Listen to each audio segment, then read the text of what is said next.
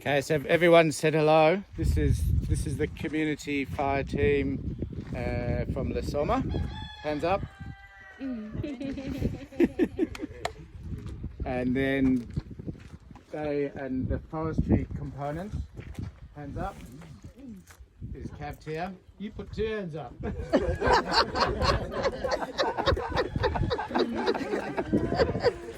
Ernest, how are you? So basically they camp here for 2 weeks, and then, or wherever the work is going, and with forestry vehicles and equipment, and we have our PPE, personal protective equipment. So they go out and are busy doing all of the early burning at the moment, and have been for 1 month? More? About 6 weeks. 6 weeks? Yeah.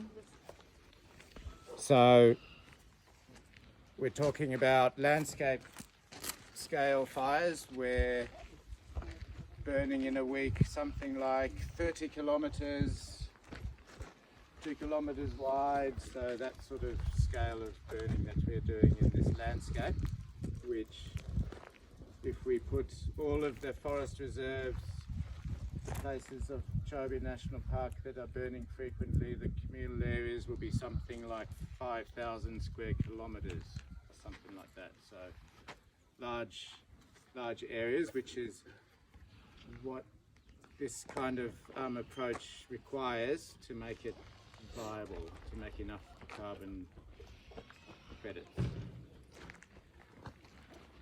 So they've been doing a really excellent job. We can all give them a big hand.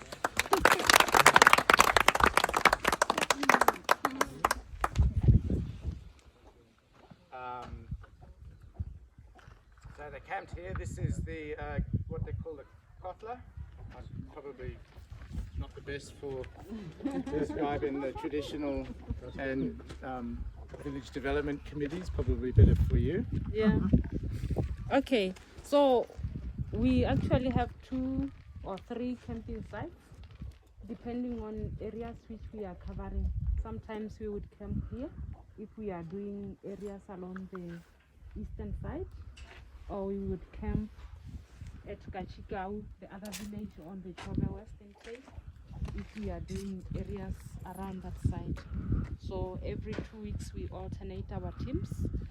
So yeah, here when we are camping here, we use this khotla. The khotla is our village leadership area.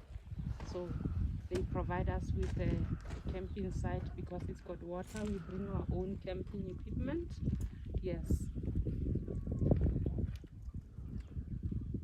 What else? So maybe the parallel, we have the traditional administration, Yeah. we have the VDCs, we Yeah. have the trust. For the village leadership, yes. So with the village leadership, an office like this, we would have the village leader, who is the Khosi, the chief. Then the village leadership structure, we have the village development committee, who are responsible for all the administration of the village. Then this area has got a community trust. Paleka is for the 3 villages. Pandamatenga, Lesoma is this village, and Kazungula, where we turned off coming to this site. So the trust is based here. That's where the office is, in this village. So the leadership, some of them would be coming from Lesoma, some would be coming from Pandamatenga, all the membership villages. That's how the leadership of the trust is. So the wildlife department, they are the ones who serve as the secretariat for that, all the community trusts. But we work hand in hand, because mostly when you talk of natural resources, obviously is the forestry and the wildlife, and maybe mining in some areas. Yes. So mostly we would be working hand in hand with them. Yes.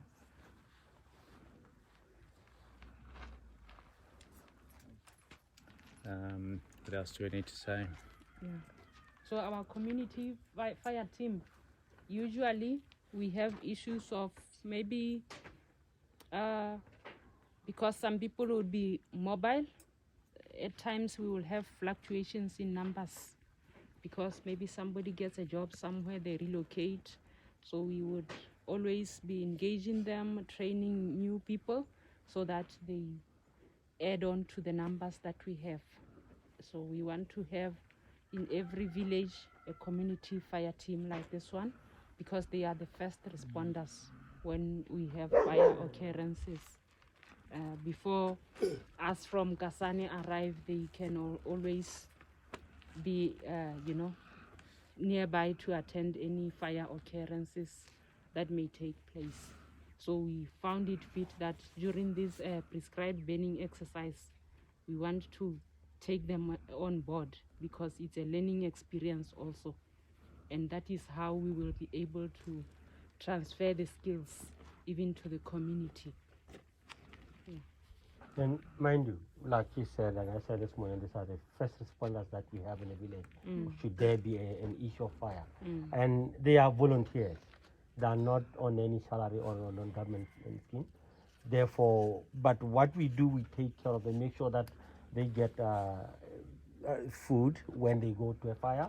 And should there be an accident, should one of them gets hurt, will be taken to the hospital for free. They don't have to pay anything. The government will take care of you in that case. All the bills that will arise from that, the government will foot the bill. What about the equipment? So whether it's the gear or... Yeah, as you can see them, we have received this as a donation from our Australian partners. So what we do, we always want to have them at the different villages so that in cases of fire, they have that PPE ready. Even some fire beaters, we keep them there so that we can have something for protection. Yeah, so we provide them with that. And we don't always have enough. We would love to have more so that we can give more people more uniform and have some kept here maybe at the quota or the VDC so that we get volunteers because we want to protect them so that make sure that they are protected from fire, they don't just burn easily because these are fire retardant uniform. Therefore, wherever, we are just hoping some will come from somewhere and then we can give more. You know what I'm saying, aren't you? Oh, okay, thank you.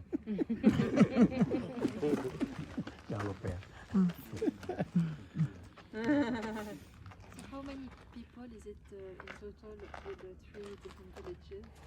The people that work, that are volunteers, and the one benefiting? The number for the community fire teams? Yes.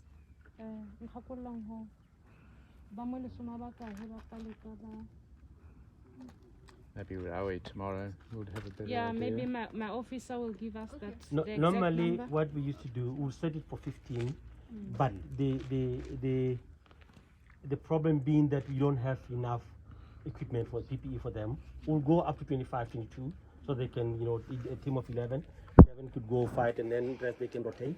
But we'll set it to 15, not because we are limited because of the resources that we have. Otherwise, we'll go up to 25, depending on the PPE that we could have. But we'll provide the exact numbers. Yes, we provide the exact number that is there.